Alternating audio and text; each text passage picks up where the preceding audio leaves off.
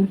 तो स्वामी जी बता रहे हैं कि जो ब्राह्मण वर्ण का है और उत्तम कार्य करता है तो वो ब्राह्मण है, और जो नीच कार्य करता है ब्राह्मण है तो उसको भी नीच वर्ण का ही मानना चाहिए। और जो नीच वर्ण का है और उत्तम कार्य करता है, गुण कर्म स्वभाव अच्छे कार्य करता है, तो उसको भी ब्राह्मण के समान ही मानना चाहिए, भाई ब्राह्मण वर्ण का ही मानना चाहिए। यह यजुर्वेद के 31वें अध्याय का 11वां मंत्र है। ब्राह्मण ईश्वर के मुख, अक्षत्रिय बाहु, वैश्य उरु और शूद्र पगों से उत्पन्न हुआ है। इसलिए जैसे मुख न बाहु आदि और बाहु आदि न मुख होते हैं, इसी प्रकार ब्राह्मण न अक्षत्रिय आदि और अक्षत्रिय आदि न ब्राह्मण हो सकते। इस मंत्र का अर्थ जो तुमने किया वह ठीक नहीं, क्योंकि यहाँ पुरुष अर्थात निराकार व्यापक परमात्मा की अनुवर्ती है। जब यह निराकार है तो उसके मुख आदि अंग नहीं हो सकते, और जो मुख आदि अंग वाला है वह पुरुष अर्थात व्यापक नहीं, और जो व्यापक नहीं वह सर्वशक्तिमान जगत का सृष्टा, धर्ता, प्रलयकार करता, जीवों के पुण्य पापों की व्यवस्था करने हारा, सर्वज्ञ, अजन्मा, मृत्यु रहित आदि विशेषण वाला नहीं हो सकता। इसलिए इसका अर्थ यह है कि जो अश्य पूर्ण व्यापक परमात्मा की सृष्टि में मुख के सदृश्य सब में मुख्य उत्तम हो वह ब्राह्मण। ब्राह्मण बाहु, बाहुए बलम, बाहुए वीर्यम, सत पथ ब्राह्मण। बल वीर्य का नाम बाहु है, वह जिसमें अधिक हो सो राजस्य, राजन्य अक्षत्रिय। उरु कटी के अधो और जानू के उपस्थित भाग का नाम, जो सब पदार्थों और सब देशों में उरु के बल से जावे आवे प्रवेश करे वह वैश्य। वैश्य और पदभ्याम, जो पग के अर्थात नीच अंग के सदृश्य, मूर्ख, तत्व आदि गुण वाला हो वह शूद्र है। अन्यतर सतपथ ब्राह्मण आदि में भी इस मंत्र का ऐसा ही अर्थ किया है, जैसे जिससे ये मुख्य हैं, इससे मुख से उत्पन्न हुए, ऐसा कथन संगत होता है। अर्थात जैसा मुख सब अंगों में श्रेष्ठ है, वैसे पूर्ण विद्या और उत्तम गुण कर्म स्वभाव से युक्त होने से मनुष्य जाति में उत्तम ब्राह्मण कहलाता है। जब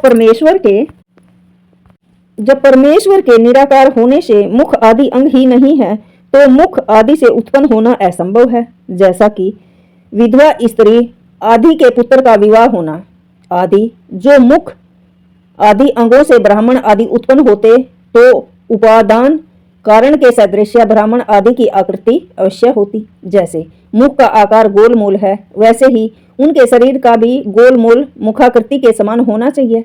अक्षत्रिय के शरीर भुजा के सदृश्य, वैश्यों के उरु के तुल्य और शूद्रों के शरीर पग के समान आकार वाले होने चाहिए। ऐसा ही नहीं होता। और जो कोई तुमसे प्रश्न करेगा कि जो मुख आदि से उत्पन्न हुए थे उनकी ब्राह्मण आदि संज्ञा हो, परंतु तुम्हारी नहीं, क्योंकि जैसे और सब लोग गर्भाशय से उत्पन्न होते हैं वैसे तुम भी होते हो। तुम मुख आदि से उत्पन्न न होकर ब्राह्मण आदि संज्ञा का अभिमान करते हो, इसलिए तुम्हारा कहाँ अर्थ व्यर्थ है। और जो हमने अर्थ किया है वह सच्चा है, ऐसा ही अन्यतर भी कहा है। जैसा जो शूद्र कुल में उत्पन्न होकर ब्राह्मण, क्षत्रिय और वैश्य के समान गुण कर्म स्वभाव वाला हो, तो वह शूद्र, ब्राह्मण, अक्षत्रिय और वैश्य हो जाए।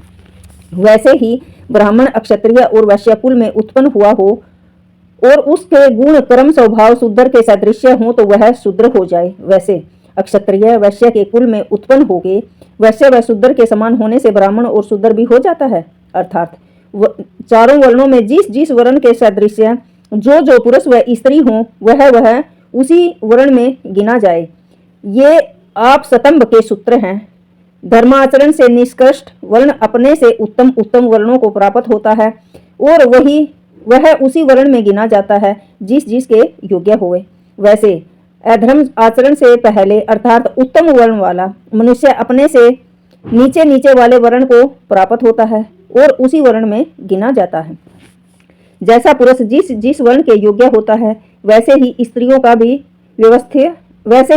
की भी व्यवस्था समझनी चाहिए। इससे क्या सिद्ध हुआ कि इस प्रकार होने से सब वर्ण अपने अपने गुण कर्म स्वभाव युक्त होकर शुद्धता के साथ रहते हैं, अर्थात ब्राह्मण कुल में कोई अक्षत्रिय, वैश्य और शूद्र के सदृश्य न रहे, और अक्षत्रिय, वैश्य और शूद्र वर्ण भी शुद्ध रहते हैं, अर्थात वर्ण संकरता प्राप्त न हो। इससे किसी भी वर्ण की निंदा व अयोग्यता भी नहीं होगी। जो किसी के एक ही पुत्र व पुत्री हो, वह दूसरे वर्ण में प्रविष्ट हो जाए तो उसके माँ बाप की सेवा कौन करेगा, और वंश छेदन भी हो जाएगा। इसकी क्या व्यवस्था होनी चाहिए? न किसी की सेवा का भंग और न वंश छेदन होगा, क्योंकि उनका अपने लड़के लड़कियों के बदले स्वर्ण के योग्य दूसरे संतान विद्या सभा और राजसभा की व्यवस्था से मिलेंगे, इसलिए कुछ भी अव्यवस्था न होगी। यह गुण कर्मों से वर्णों की व्यवस्था कन्याओं को 16वें वर्ष और पुरुषों को 25वें वर्ष की परीक्षा में नियत करनी चाहिए, और इस क्रम से अर्थात ब्राह्मण वर्ण की ब्राह्मणी, क्षत्रिय वर्ण की क्षत्रिय, वैश्य वर्ण की वैश्य, और वैश्य वर्ण मतलब बढ़िया न बोल रहे हैं भाई, कदे वैश्य का और कोई मतलब कुछ सोच ले, वर्ण का शूद्र के साथ विवाह होना चाहिए, तथा अपने अपने वर्ण के कर्म और परस्पर प्रीति भी यथा योग्य रहेगी। इन चारों वर्णों के कर्तव्य, कर्म और गुण ये हैं। ब्राह्मण के पढ़ना पढ़ाना, यज्ञ करना कराना, दान देना लेना, ये 6 कर्म है, परंतु प्रतिग्रह प्रत्यवरह मनु स्मृति का है ये। इसका अर्थ है प्रतिग्रह लेना नीच कर्म है, श्रम है। मन से बुरे काम की इच्छा भी नहीं करना चाहिए और उसको अधर्म में कभी प्रवृत्त न होने देना। दम है श्रोत्र और चक्षु आदि इंद्रियों को अन्य आचरण से रोककर धर्म में चलाना। तप है सदा ब्रह्मचारी जितेंद्रियां होकर धर्म अनुष्ठान करना। सोच जल से बाहर के अंग, सत्याचार से मन, विद्या और धर्म अनुष्ठान से जीवात्मा और ज्ञान से बुद्धि पवित्र होती है।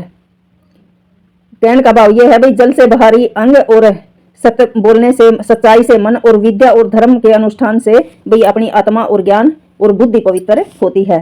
भीतर के राग द्वेष दोष और बाहर के मलों को दूर कर शुद्ध रहना, अर्थात सत्य असत्य के विवेक पूर्वक सत्य को ग्रहण और असत्य का त्याग से निश्चित पवित्र होता है।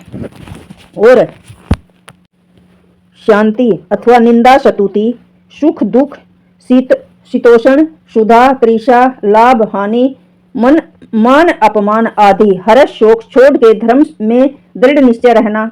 आद्रव्य कोमलता, निरअभिमान, सरलता, सरल स्वभाव रखना। कुटिल आदि दोष छोड़ देना चाहिए। ज्ञानम सब वेद आदि शास्त्रों को पढ़ने पढ़ाने का सामर्थ्य। विवेक सत्य का निर्णय, जो वस्तु जैसा हो अर्थात जड़ को जड़ और चेतन को चेतन जानना और मानना। विज्ञान पृथ्वी से लेकर परमेश्वर पर्यंत पदार्थों की विशेषता से जानकर उससे यथा योग्य उपयोग लेना। आस्तिक्य कभी वेद, ईश्वर, मुक्ति, पूर्व परजन्म, धर्म, विद्या, सत्संग, माता पिता, आचार्य और अतिथियों की सेवा को नहीं छोड़ना और निंदा कभी न करना। ये 15 कर्म और गुण ब्राह्मण वर्ण में मनुष्य में अवश्य होने चाहिए। अक्षत्रिय न्याय में प्रजा की रक्षा, अर्थात पक्षपात छोड़ के श्रेष्ठों का सत्कार और दुष्टों का तिरस्कार करना। सब प्रकार से सबका पालन, दान, विद्या, धर्म की प्रवृत्ति और सुपात्रों की सेवा में धन आदि पदार्थों का व्यय करना। इज्जा अग्निहोत्र, हवन, यज्ञ करना व कराना। अध्ययन वेद आदि शास्त्रों को पढ़ना तथा पढ़ाना और विषयों में न फंसकर जितेंद्रियों रह के सदा शरीर और आत्मा से बलवान रहना। शौर्य सैकड़ों सहस्त्रों से भी युद्ध करने में अकेले को भय न होना। तेज सदा तेजस्वी अर्थात दीनता रहित पर गलब दृढ़ रहना। धृति धैर्यवान होना। दाक्ष राजा और प्रजा संबंधी व्यवहार और सब शास्त्रों में अति चतुर होना। युद्ध में भी दृढ़ रह के उससे कभी भी न हटना न भागना, अर्थात इस प्रकार से लड़ना कि जिससे निश्चय विजय हो जाए। आप बचें और भागने व शत्रुओं को धोखा देने से जीत होती हो तो ऐसा ही करना। दानशीलता रखना। ईश्वर भाव, पक्षपात रहित होकर सबके साथ यथा योग्य व्यवहार करना। विचार के देना, प्रतिज्ञा पूरी करना, उसको कभी भी भंग न होने देना। ये 11 क्षत्रिय वर्ण के गुण हैं। वैश्य पशु रक्षा, गाय आदि पशुओं का पालन करना, दान, विद्या धर्म की वृद्धि कराने के लिए दान आदि का व्यय करना, खर्च करना, अग्निहोत्र यज्ञों का करना, अध्ययन वेद आदि शास्त्रों का पढ़ना, सब प्रकार के व्यापार करना, कुसीद 1 सैकड़े में 4, 6, 8, 12, 16 व 20 अन्नों से अधिक ब्याज और मूल से दूना अर्थात 1 रुपया दिया तो 100 वर्ष में 200 से अधिक न देना। कृषि खेती करना, ये वैश्य के गुण कर्म है। शूद्र के योग्य है निंदा, शूद्र को योग्य है निंदा, ईर्ष्या, अभिमान आदि दोषों को छोड़ के ब्राह्मण, क्षत्रिय और वैश्यों की सेवा यथावत करना और उसी से अपना जीवन व्यापन करना, यही एक शूद्र का कर्म गुण है। ये संक्षेप से वर्णों के गुण और कर्म लिखे हैं। जिस जिस पुरुष में जिस जिस वर्ण के गुण कर्म हो उस वर्ण का अधिकार देना। ऐसी व्यवस्था रखने से सब मनुष्य उन्नतिशील होते हैं, क्योंकि उत्तम वर्णों को व्यय होगा कि जो हमारी संतान मूर्ख आदि दोष युक्त होंगे तो शूद्र हो जाएंगे और संतान भी डरते रहेंगे। जो हम उक्त चाल चलन और विद्या युक्त न होंगे तो शूद्र होना पड़ेगा और नीच वर्णों को उत्तम वर्ण होने के लिए उत्साह बढ़ेगा। विद्या और धर्म के प्रचार का अधिकार ब्राह्मण को देना, क्योंकि वे पूर्ण विद्यावान और धार्मिक होने से उस काम को यथा योग्य कर सकते हैं। ओम कहने का भाव यो है भाई, चाहे किसी भी वर्ण का हो, सबको अच्छा पढ़ना चाहिए, अच्छा आहार व्यवहार और विचार करने चाहिए। भाई अगर ब्राह्मण है नीच कार्य करता है तो वो नीच ही कहलाएगा, और अगर शूद्र है अच्छे कार्य करता है तो वो अच्छा ही कहलाएगा। राधे राधे। ओम कर्मश।